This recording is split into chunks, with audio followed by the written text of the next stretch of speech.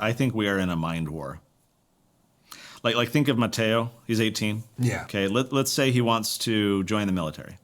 And there's all these foreign military campaigns in the Middle East and elsewhere, right? Let's say he gets sucked into the Israel, Hamas, and Iran, and it kind of blows up, right? He says, Dad, I'm going to war. And you're talking to him, and you begin to realize that the military has not provided him with body armor, a weapon, knowledge of the enemy, rules of engagement. You would just be incensed. Like, there's no way you're going to a battlefield without, at a minimum, armor and a weapon and knowledge and the rules of engagement, right? And basic training. And training and everything, right? You would never send your children into physical combat to a conflict without those basic prerequisites. My contention is that most parents are sending their children into psychological battlefields without armor and weaponry and knowledge and rules of engagement.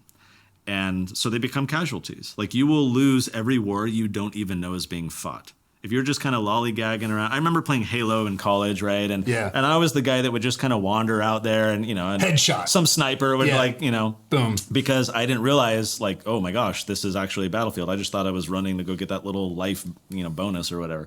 If we don't realize the gravity of the mind war that we're in, all the influences that are coming after our children, these can be not only political influences, but corporate influences and social media and everything else. If we don't realize what the stakes are, then we're already surrendering our children's minds as a casualty in that mind war. So I see a large part of our effort is to kind of red pill the parents and say, hey, wake up and realize the true nature of the conflict that we're in. And get the scales off of your eyes, wake up and stand up and speak out and help protect your kids. So I have a couple, I'm of multiple minds on this. So one reaction I have is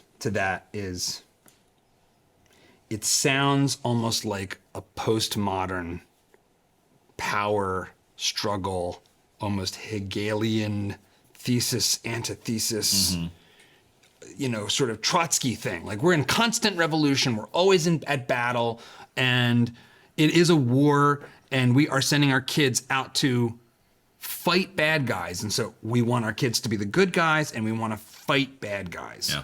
And the part of that, to the extent that it's true, the thing that gets me worried when I think like that, or when I sort of embrace that feeling that that's what's going on, is it starts to paint a world in which there are good people and bad people. And that this person here that says, I believe in the collective good and the potential for us to straighten the crooked arrow of man, and I have a kind of what I would say utopian view of humanity. And so I believe in communism and Marxism and Maoism. Yeah. We've been looking at what's happening in high school debates. And in high school debate, which is like basically the precursor to becoming a Supreme Court justice. Half of the Supreme Court participated in high school debate. They have been taken over by a critical, postmodern Marxist, explicitly Marxist, sort of philosophy. So the judges now put on a public list, a public forum. And these are freshly graduated or current college kids that are coming back and were debate kids. Yeah. They say, I am a Leninist, Marxist, Maoist. And if you so much as discuss rightist, pro-America, pro-Israel, pro-capitalism arguments, you'll lose. You lose the debate. They like don't even know what the concept of debate is then. They're like, no, I'm the judge and I declare victory before the argument takes place. So that's evidence for your claim, right? Sure. We're in a mind war. And yet, don't we want shared humanity? Isn't one of the lessons we want to teach our kids that every person has dignity? And even though they might disagree with you about something you care about a lot, even when you might encounter someone who says something that causes you disgust, like you feel your temperature rise, that to be an adult and to be a good person is to take a deep breath and say, this person is probably not a mustache-twirling villain. They see the world a different way. There's maybe something I can even learn from that. I don't have to hate them. Do you see what I'm getting at here? I totally see what you're getting at. When we frame this as a mind war, that is my worry, is that we end up in an actual war. So let me qualify what I mean by that, because your points are very valid, and I share them. When you look at physical war, the psyops always, the psychological warfare always precedes physical warfare. It's the dehumanization of the enemy, because you have to condition soldiers, human beings, to kill, potentially or actually kill fellow human beings. That's hard to do for a lot of people. And so historically what militaries will do and governments is they will dehumanize the enemy so as to, oh, they're dogs, oh, they're subhuman, oh, they're inferior, oh, they're vermin. They're vermin, so that you can treat them like, pets. When you look at how the Jews were gassed, they used a pesticide. They called them pests, and it was a literal pesticide that was used. So I think that the antithesis of that, to use the Hegelian term, the solution to that is humanization, right? If we humanize the other side, I'll give you an example. About a decade ago when Iran, there was a lot of saber rattling, McCain and others, bomb Iran and all this, right? Right. And I watched a documentary that Rick Steves had done. Just a little sidebar. Yeah. So here was like everyone loves John McCain because he's like the moderate maverick, and he sings "Bomb, Bomb, Bomb Iran," which is like 150 million people. Yeah. And like, Insane. well, that's the moderate guy. Yeah. Which says something. Yeah. And so I watched a documentary that Rick Steves had put together. He's a big travel guy. He writes travel guides and things for when you're going on trips. Very famous guy, and he had done these documentaries, and he got permission to go in Iran, and they had someone shadow him the entire time to make sure that he wasn't like filming in inappropriate places or whatever. He had to like get really special permission to do this. So he ends up producing this documentary with amazing things in Iran. I mean, just like culture and history and museums and art and all this kind of stuff. And he interviews all these people. And this is when I was watching it, at least, was in the height of all this conflict and all this saber rattling a decade ago. And he's interviewing these people that's saying, we love America.